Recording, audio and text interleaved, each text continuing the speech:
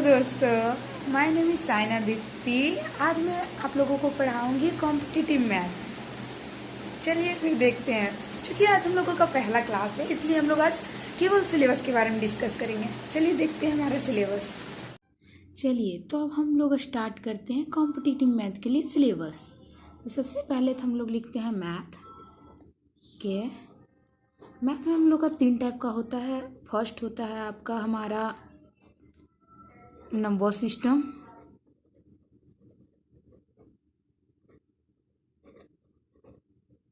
Second में आता है आपका कमर्शियल मैथ यानी कि व्यवसायिक अध्ययन,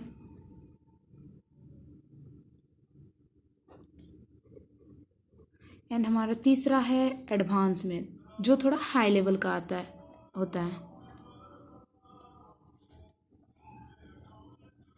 ये तो आपने जान लिया। हम लोग नंबर सिस्टम हम लोग देखते हैं कि नंबर सिस्टम में हम लोग पढ़ते हैं जो आप लोग पढ़ते होंगे गिनती सब में। और कमर्शियल मैथ में हमारा आता है व्यवसायिक अध्ययन जो हम लोग व्यवसाय सब में यूज करते हैं। कभी किसी भी चीज़ का जब हम लोग बिजनेस करते हैं, ठीक है। तो चलिए हम लोग देखते हैं कि कमर्शियल मैथ में क्या क्या आता है। तो सबसे फर्स्ट तो हम लोग परसेंटेज पढ़ेंगे। परसेंटेज यानी कि प्रतिशत, ओके। परसेंटेज, अगर हम लोग परसेंटेज अच्छे से पढ़ लेते हैं तो हमें फिर क्या क्या पढ़ना है, फिर इसमें हम लोग का प्रॉफिट एंड लॉस पढ़ना है। उसके बाद डिस्काउंट है,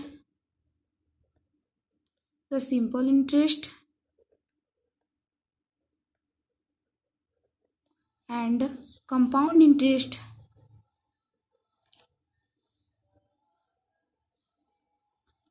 देखिए, अगर हम लोग का परसेंटेज अच्छे से क्लियर कर लेते हैं, अगर हम लोग परसेंटेज अच्छे से पढ़ लेते हैं तो हम लोग को कोई चारों सब्जेक्ट में जो हम लोग का प्रॉफिट एंड लॉस, डिस्काउंट या फिर सिंपल इंटरेस्ट या फिर कंपाउंड इंटरेस्ट जो है, इस समय कोई प्रॉब्लम नहीं होगा। प्रॉफिट एंड लॉस, इसको हिंदी में हम लोग लाभ एवं हानि कहते हैं।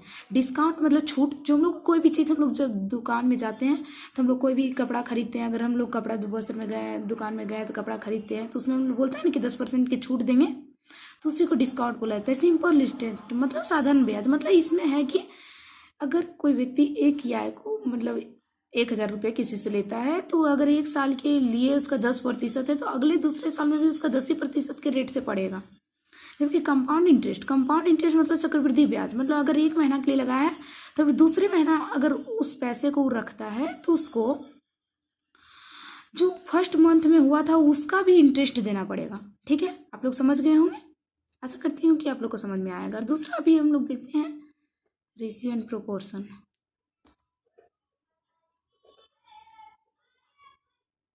अगर हम लोग रेशियो और प्रोपोर्शन अच्छे तरीके से समझ लेते हैं तो इसमें है कि हम लोग आ जाएगा मिक्सचर एंड एलिगेशन,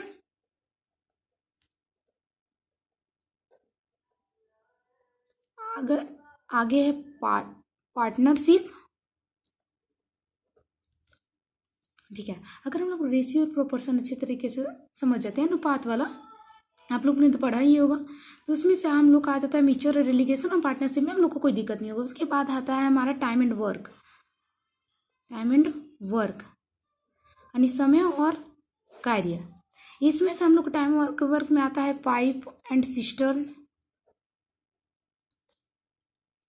ठीक है, अगर हम लोग टाइम और वर्क अच्छे तरीके से समझ लेते हैं तो हमें पाइप और सिस्टम में दिक्कत नहीं होगा। उसके बाद हम लोग को पढ़ते हैं टाइम स्पीड एंड डिस्टेंस। क्या मतलब समय, चाल और दूरी। इसमें हम लोगों का आ जाता है बोट एंड स्टीम, जो हम लोग धारा इस के बारे में पढ़ते हैं ना, वो बोलता है। ठीक है, बोट एंड स्टीम। उसके बाद आपका आता है एवरेज। ओके दोस्तों, चलिए ये हमारा कंपाउंड कमर्शियल मैथ तो हो गया उसका सिलेबस। अब हम लोग डिस्कस करते हैं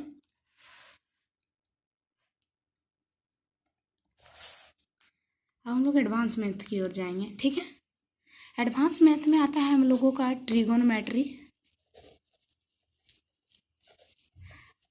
ये तब स्टूडेंट ने पढ़ा होगा जो हम लोगों का अगर 11th में था, तो इसको हम लोग बोलते हैं त्रिकोणमिति। इसमें आ जाएगा आपका हाइट एंड डिस्टेंस, अलजेब्रा, इसको हम लोग हिंदी में बीजगणित भी बोलते हैं, मेंसुरेशन,